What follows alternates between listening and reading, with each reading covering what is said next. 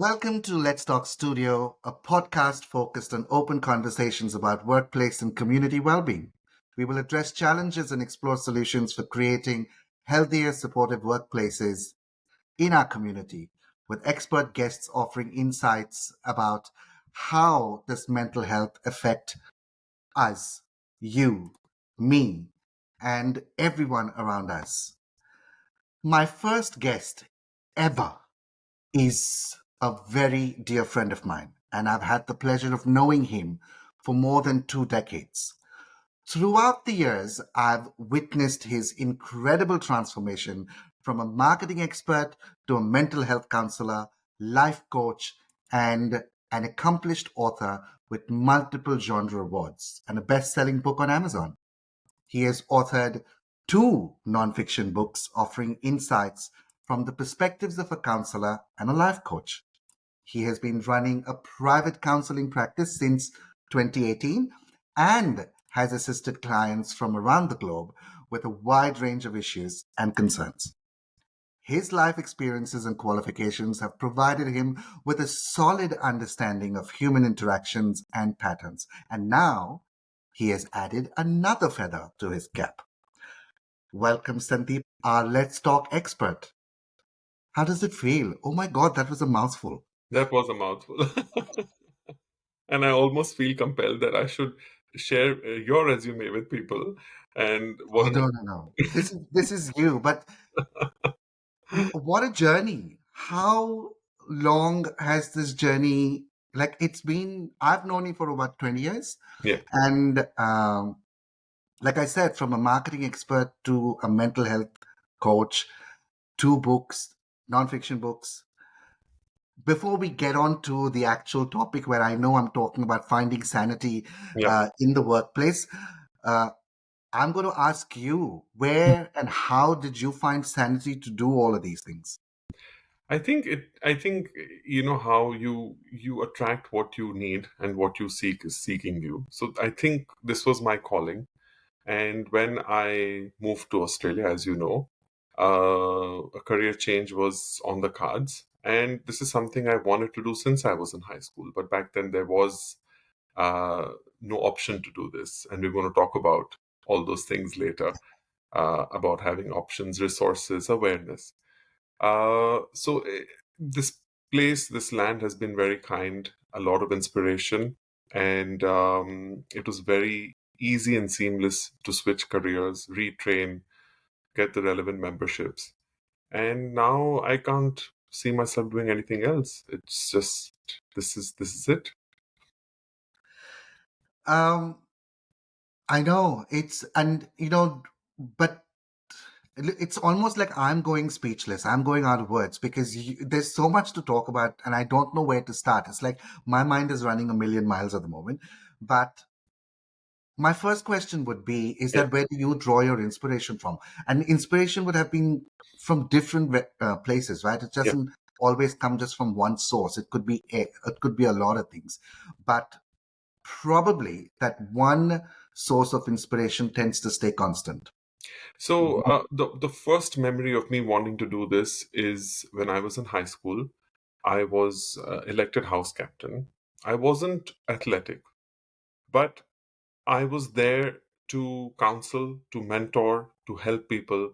There were a lot of people who fell down after not winning the race or not coming first or second or whatever they imagined. And I said, they also need somebody.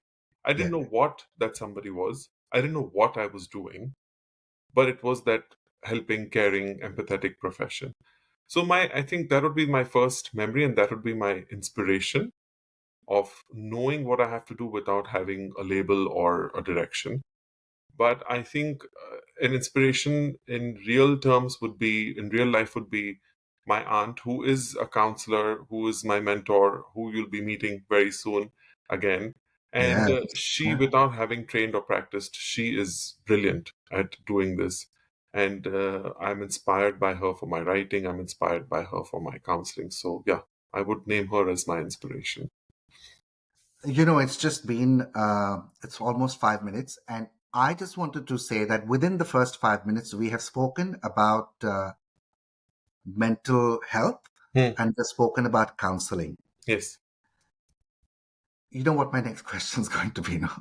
Yeah, My sure. next question is mental health. The Yeah, minute someone says mental health, yeah, you know how scary that is for people because then they say that, oh, is something wrong with me? Do I need yeah, to go and see a counselor? yes, Um, what I would like to know is, do we need to fear that? Because there's a constant fear about that. Mental health equals to counseling, equals to probably, and I'm coming from where my parents told me, probably madhouse. yeah, You know what I mean? yes, But it's not that. I know it's not that, but yes, can you please elaborate on that? yes. So I'm going to go back to college, where if are you mental was something Correct? used as a joke or a farce or something We still derogatory. say that, by the Yeah, way. There's a yeah, lot of people that it's part of the language that we yes. say, are you mental? Are you mental? We've come a long way from that. Hopefully, some of us have, and we don't use that word like this. So, m- having a mental health issue doesn't equal going to counseling. No. Hmm. And definitely doesn't equal going for a psychiatric evaluation or being admitted in a psychiatric facility. Mental health, a lot of mental health issues and concerns can be solved, contained, controlled, navigated just by being aware of it. So, a lot of times, I'll give you an example, people are having palpitations. They don't know why they're having palpitations. They're going Yeah. for all the checkups, everything is fine. And then they realize that since a long time, they have been operating from anxiety, and Hmm. that anxiety has become chronic, settled into their nervous system, and that's what the nervous system is telling them, that there is anxiety and we need to work on the anxiety. So that's the way I would look at mental health issues or concerns: an awareness, a reflection, a conversation, and then a decision about what you want to do with it. And this would be the time I'd probably say that it'll be the right time to say that do I don't even know if people in India on a large scale know how mental health is so heavily prevalent in the community. The current data says that 15% of the Indian population grapples with some form of mental health issue, and this could be anything. Disorders, which includes anxiety disorders, which you've Mm, just mentioned, mm. depression, um, bipolar disorder, schizophrenia on it's on another level, Yeah, substance use yeah, disorders, and neurodevelopment disorders. yes, Now, so it's not just I'm having mental health issues and you just say that that's it, but there could be clinical yes, uh, yeah, challenges, which is why you're going through a whole lot of things, and sometimes you don't even have control over it. But that's when you need to start seeking for help and start seeking professional help and things like that. But coming to the main topic of what yeah, we wanted to talk today is mental health at the workplace. yeah, How do you deal with it? Because it's almost like what you and I are currently doing. We are putting ourselves out in social media, yeah, and everyone's doing that on an everyday level in social media via various platforms. When you go to work, yeah, you're putting yourself out there correct. professionally, but also as a person, right? It's very hard because you've got to be professional, but you also got to tell yourself a whole lot of things. You got to, every morning we wake up, you're going to say, I am, you stand in front of the mirror. I've been told this so many times that you got to stand in front of the mirror and say, I'm the best, I'm the best, I'm the best. Mm. But do you really feel that? Do you really feel it? And then you go out and then someone says something to you and that's it. I'm the best is out of the window. Yeah. How do you deal with it? Great question, loaded question. So we'll break it up a little We'll bit. break it up. Yeah, we'll break it up. So first of all, being professional is of course important, but we are also human. We are working with other human beings. We will have days. We are not computers that we turn ourselves on and off and we get our updates and we cool off in the night and that's it. Our machine is running all the time. Even when we're sleeping, we're processing. So mental health in the workplace is extremely important because that's where people spend most of their waking hours. And the team you work with is important. The managers you work who manage you or line manage you are important. And if mental health is not part of the conversation, uh, as you and I know, people find it difficult to retain employees and also to manage and take care of employees. Um, in terms of starting the day, yes, we put our best foot forward. Sometimes our efforts are derailed pretty much as we step out the door. Sometimes we have a good day. But this is something I've always told people who let work get to them um, very intensely, that work, it's just work. Correct. It is, like you said, professional. So we're going to be professional about it because we all are dispensable. And don't take things too personally. Don't bring work home with you in your head. Hmm. And it's a job. Yeah. It's a means to an end. But I'll stop you there, but I'm also going to kind of ask another question. Which will probably be a good segue. yeah, What what do you think are the reasons for mental health, which we take to work? What are the reasons? I mean, yes, we live with family. We some don't, but we live in a community. I'll put it that way. We live yeah. in a community. Does the community affect, and what are the reasons? Can we list five? Because people who are listening to us or watching this right now must be thinking, okay, tell me what are the five mental health reasons that could trigger uh, any kind of behavior from us. So I'm going to become a little specific. When we say mental health, are we saying mental health issues, mental health concerns, mental health considerations? Hmm. So let's focus on one thing. Let's focus on anxiety, for example. Let's Okay. focus on anxiety. Okay. Yeah, anxiety in the workplace. So when you are living your daily life, there are lots of commitments, there are lots of concerns, a lot of issues. Um, for most people, they'll be like, need to pay a mortgage, need to pay rent, need to pay bills, inflation, need to travel, need to earn to have a better, more comfortable, living. Need to show performance at work. Need Yeah. to what's the word? You need to justify your salary at work, Yeah. right? Yeah. So there will be low level anxiety, stemming from all these reasons. Then we throw in, this is in a perfect world, but then we throw in difficult teammates Hmm. or unrealistic expectations Hmm. or managers who are or policies which are not helping the Hmm. employees. We throw in societal expectations. I mean, people your age, my age. I heard somebody tell somebody that, oh, if you don't earn $300,000, what are you even doing? Hmm. I was like, who is getting paid $300,000? Well, there are a lot of people getting paid three No, hundred thousand I'm dollars. sure they are, but I think you and I can agree that they are the exception.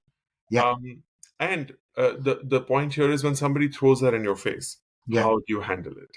Uh, Correct. do you let that penetrate into yourself and say, "Oh my God, I need to do better. I need to be But better." should it even affect you? So Exactly, what if you don't earn $300,000? exactly. So that's where you ask for the tips, and I said that's where you say that this is my journey. Correct. You step back and say, "Are you happy with your work? Are you happy with your life? Are you happy with your Correct. commute? Are you happy with your stress levels?" Yeah. Yes. That's it. Because I think we need to start telling ourselves, is 300,000 really going to make me happy, Exactly. or is something else that is going to make me happy? And what is that something else? Is, of course, that's a personal journey, it's a Yeah. personal finding, and you might not be able to find it yourself, and which is where you might need the help of friends or family or professional help.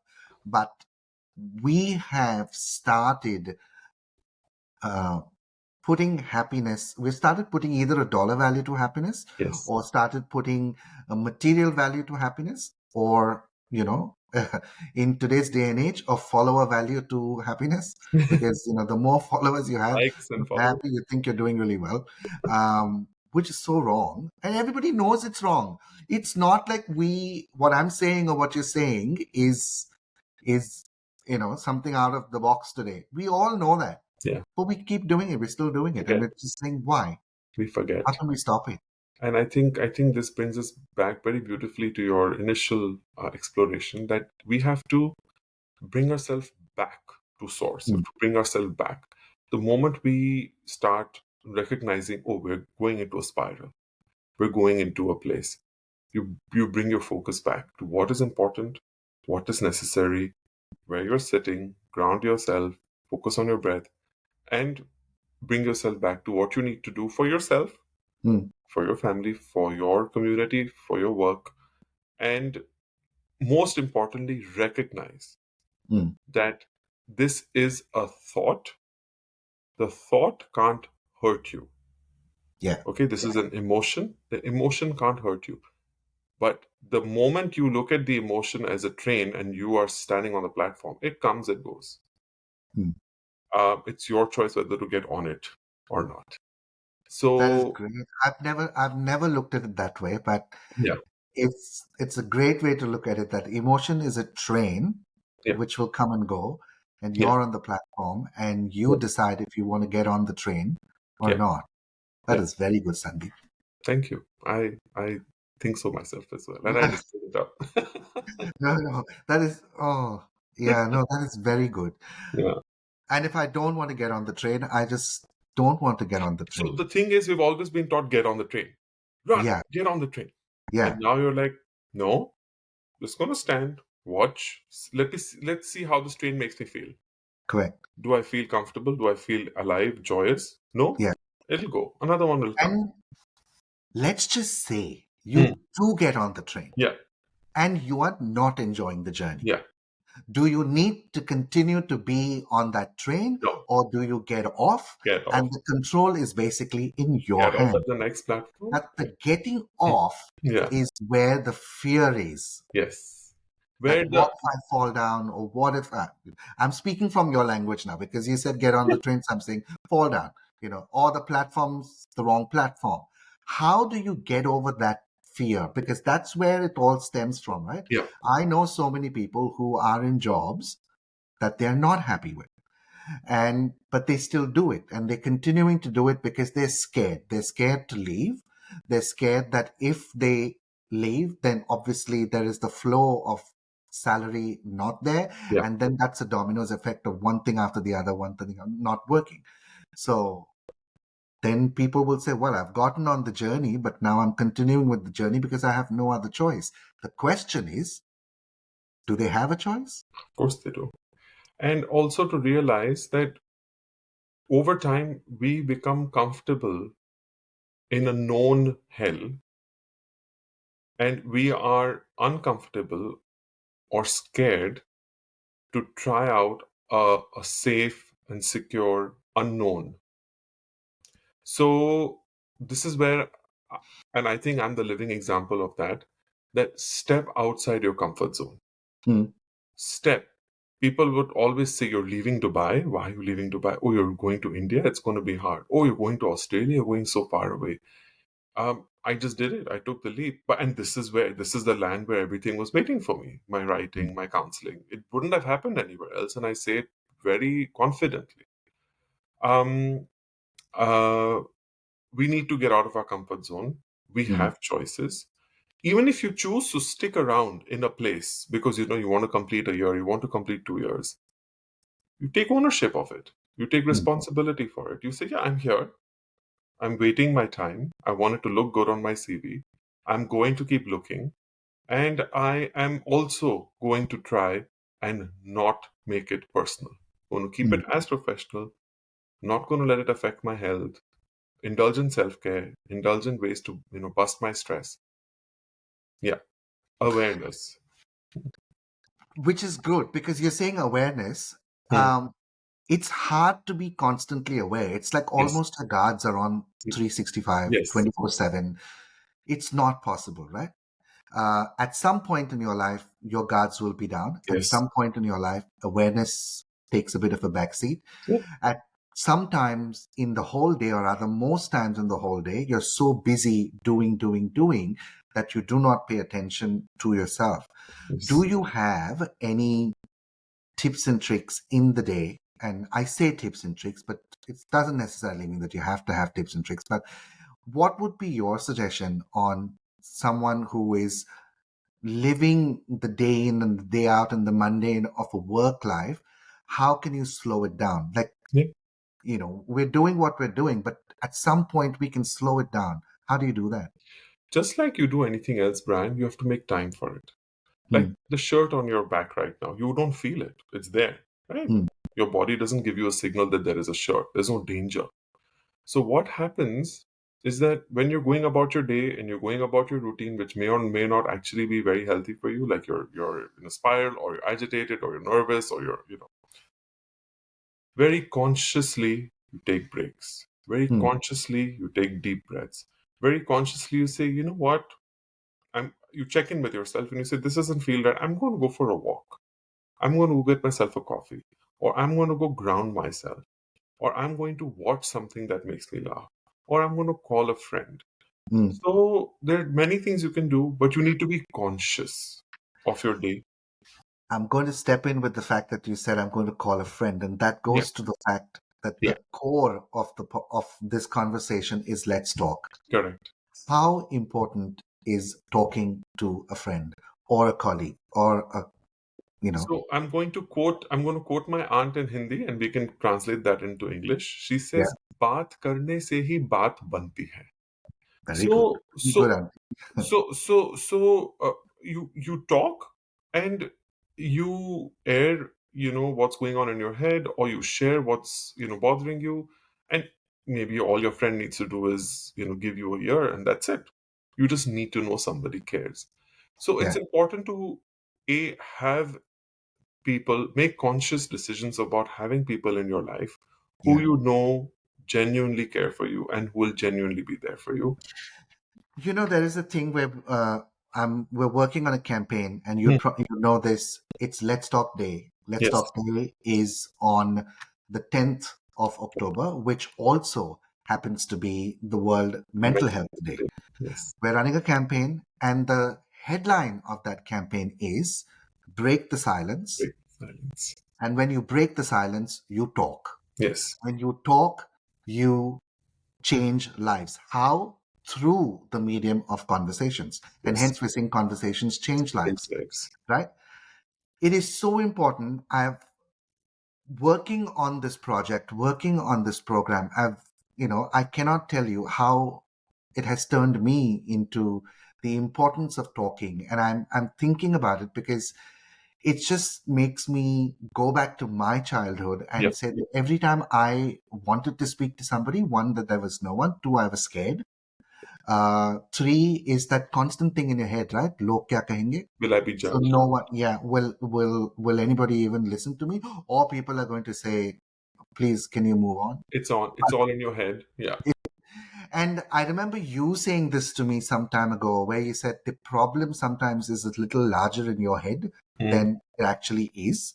Yeah. Um, I'll go back to the importance of talking. Yeah.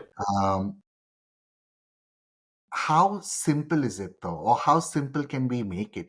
Just by going and saying, "Hey, let's talk," or do you think sometimes it's also it's easier for somebody on the opposite side to say, "Hey, do you want to chat?"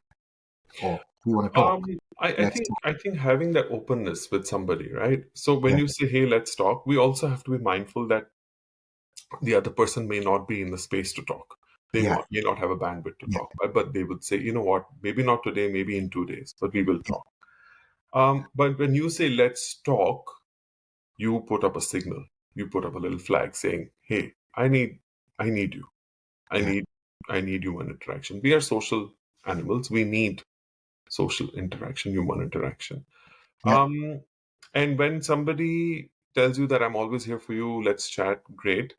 But that might not always follow through, right? Mm, So yeah, that's where you have those friendships where you where you know that this person will be there for me, or colleagues or family or whatever. Let's call Yeah. them relationships at Yeah. large.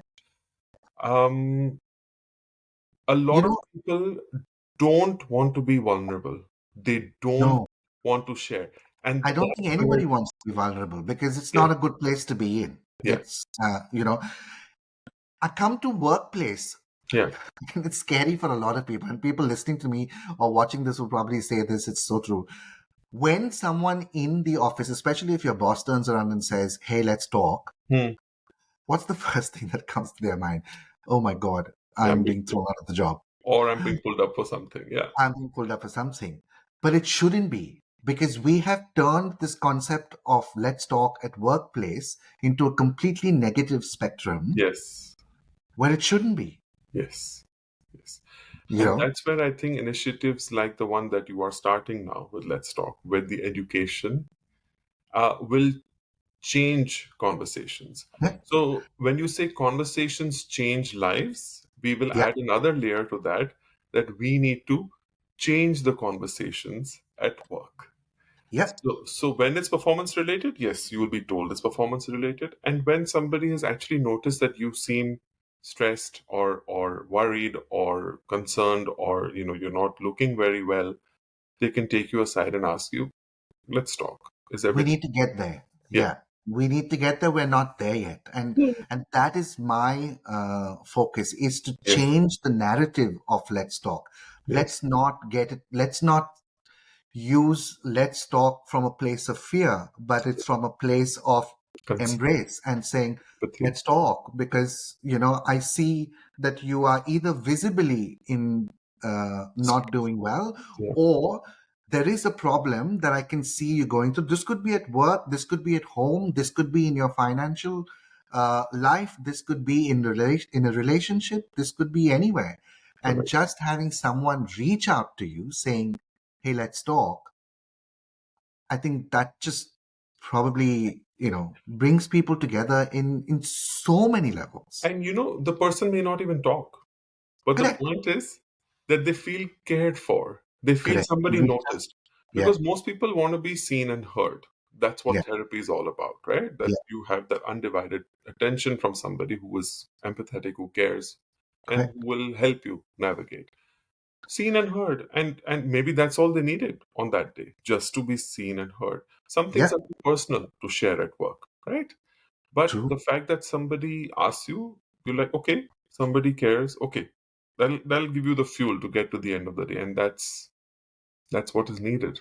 And that's what Let's Talk is all about. It's about, from a workplace perspective, Let's Talk is about building tomorrow's workplaces for a Yes, peak performance and well being. And we are here to help you with a community of experts who will work with you hand in hand, work with your teams, come up with solutions that you can have a more kinder, resilient, and a more happier workplace.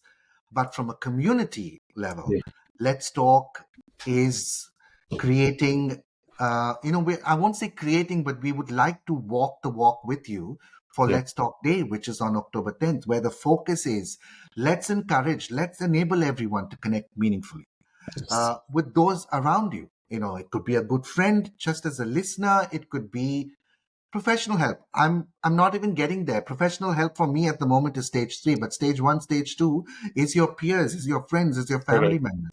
We're correct. so happy to talk about everybody else, but we do not talk about ourselves, and that is what Let's Talk Day is all about. So break the silence for yourself and let's And talk. And help others break the silence as well. correct. Thank you, Sandeep.